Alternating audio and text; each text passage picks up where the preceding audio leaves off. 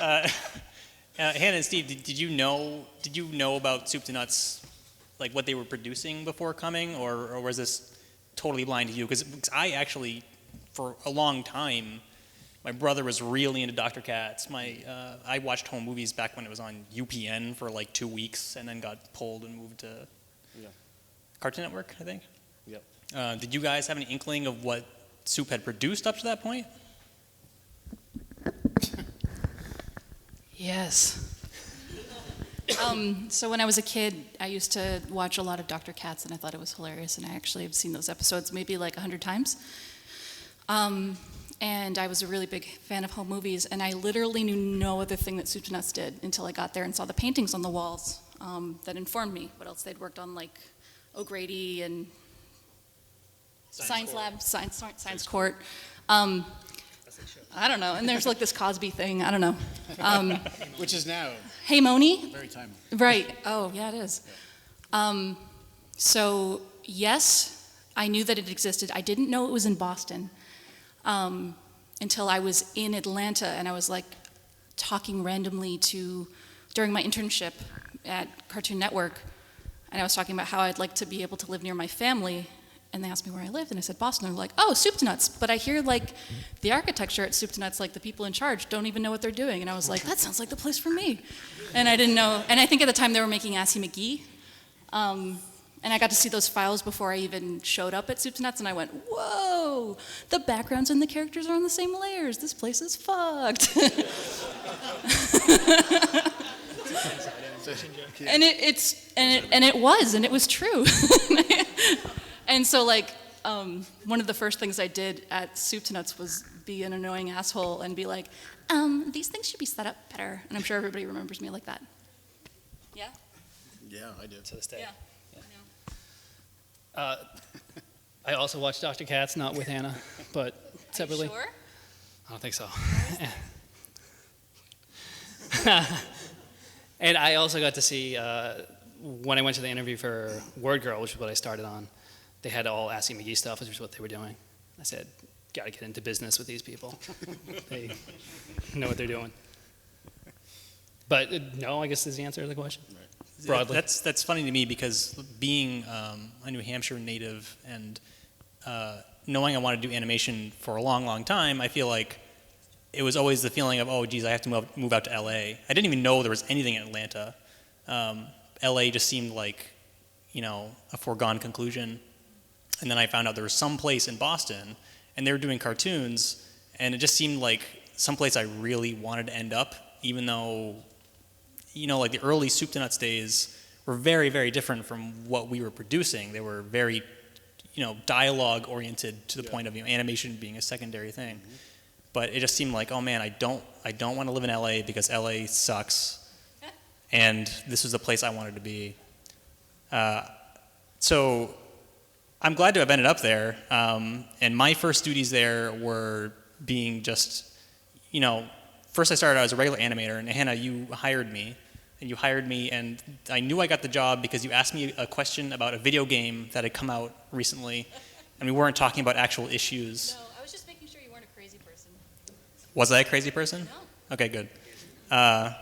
Pretty soon after, for better and worse, you tapped me to help out on fixes for the Word Girl episodes, which actually was a really pretty big growth period for me as an animator. So thank you for that. Can you tell me about your first experiences at the company? What were your first duties as animator or designer or as big boss man? Okay, so I came into the animator role as kind of somebody who already knew what was up, because I had worked at several Cartoon Network jobs. So I was an animator, and Mike and Aaron back, hey buddy. Woo! He was my boss, hey buddy, what's up? And I did animation, and then I think the first thing that I ever did was fixes on an episode, and I felt very proud that I was able to do fixes on other people's animations right out of the gate. I was like, oh my god, they trust me with that. And then they made me do it forever. Because Mike left, and then they're like, I covered for him during a break, and I remember being like, okay, I've got to plan everything right. And then Dave was like, actually, we're going to talk about that transition of you coming back a little bit.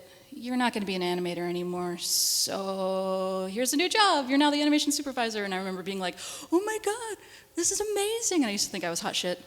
But I just remember working, like, I didn't want to, I remember working like 70 hours a week when I first started, 70 to 80 hours a week, because I didn't want anybody to think I couldn't get the job done.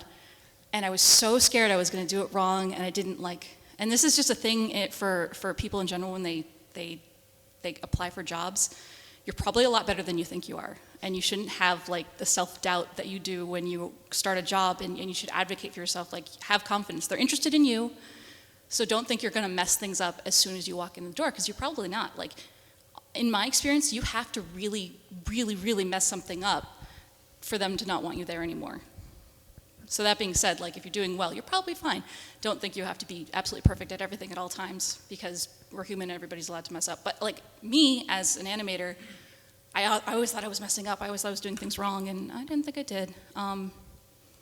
So it was awesome. And then once I started getting used to the culture at Soup2Nuts, which is different from any other place I've ever worked ever, that's what made me stay. Like it felt like it was amazing to be able to go to work every day and see your friends. I'm glad you touched upon that, like in terms of the culture being different. Like, so you came from the Atlanta studio area. What was it better or just different or what? I don't think I worked different hours. Like I feel like I've always worked more hours than should be. I know it's because I'm neurotic and weird, but like. Mike and Neer, did she work hard or did she not? Okay, good. Thanks. It was different because like I felt of like mind with a lot of people at Soup, and I saw people being eccentric and really into stuff that like Ninja Turtles or Pokemon or something, and I never felt that myself, but I love watching people love stuff, and I felt like watching enthusiasm was part of being at Soup2Nuts, because people were enthusiastic. And even if a project was super shitty, and I'm sorry, sometimes it happened, people were still like, it happens everywhere. I'm still gonna work really hard and make this amazing. And it's like, oh, we only have 8 hours to do it. But I'm gonna do it in 12 and make it something amazing, even though we're not being paid to do it for 12 hours. Because we were like salary. We weren't being paid by the hour, we were being paid by the project. And people would just pour themselves into projects to their own, like, demise. Everybody's dead. It's really sad. But it made you want to be a part of that. Like, it made you want to be better. It made you want to work more. Like, there wasn't like, good enough. Nobody had that. And it's too bad, but it's true. So a lot of unhealthy people. It wasn't too bad for me. It was perfect. Oh, I know. So Steve, your first duties at Soup. That was good. You guys might have heard of thumbnails. I don't know if anyone heard of thumbnails. I do some I had to do thumbnails. thumbnails all the time. I hated it.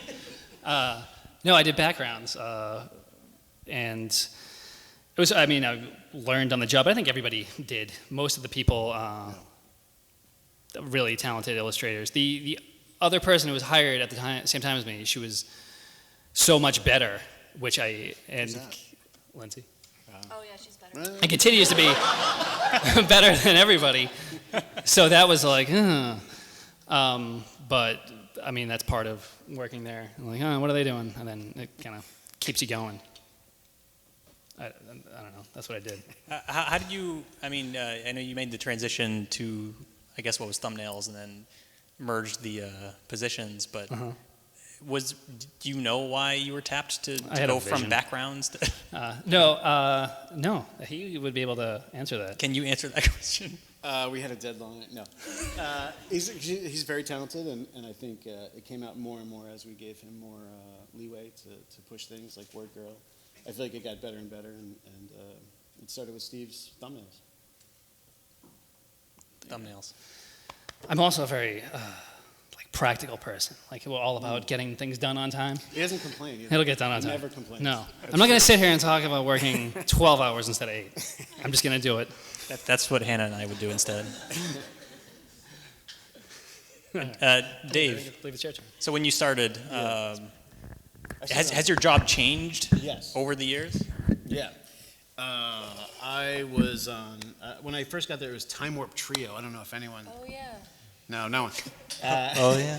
So so my understanding is, this is before I got there, so it's kind of hearsay, but Soup2Nuts did a pilot with some of their best artists, GBH, NBC, whoever else, were all part of this. They bought rights to a book to make a series, and they chose Soup2Nuts to produce it for a certain amount of money at this level. Once they got the deal, they couldn't keep up with that level of animation. So they asked me to come in and kind of right the ship. And it was a bear, and we basically scrapped the first 3 or 4 shows and then did them at the end until we got back on track. But I think I gained 30 pounds and lost some hair, and it was insane. But that was my first introduction to Soup2Nuts, which was back then under a men's clothing store with roaches and dim lighting. And but I did see that there was some talent there and there was potential, and O'Grady was happening simultaneously. So there were positive things coming out of it. And the show, Time Warp Trio, that no one's ever heard of, was animated for an Emmy, which was amazing to all of us. We didn't win. We knew we weren't going to win, but we were like, we worked hard. Can we talk about how many Emmys we won? Sure. How many Emmys did we win as a studio? I don't really know that exactly. Okay. Too many well, to count. Too many. No, I don't know how many we won. We've nominated countless times. 1,000 times, I think. Yeah, 1,000. Yeah.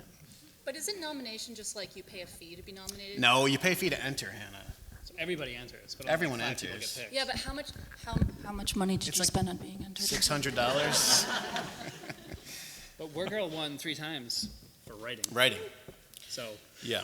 Wait, and Sci Girls won best Girls new won. kid show. New approaches. New format. New approach. New Yeah, approaches. and everybody who worked on the show, except for the uncredited jerks who worked on it really hard and never got an Emmy because their name wasn't actually listed in the credits, didn't get an Emmy, but everybody who was listed officially did.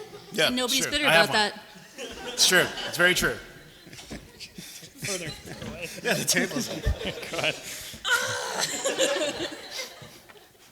ahead.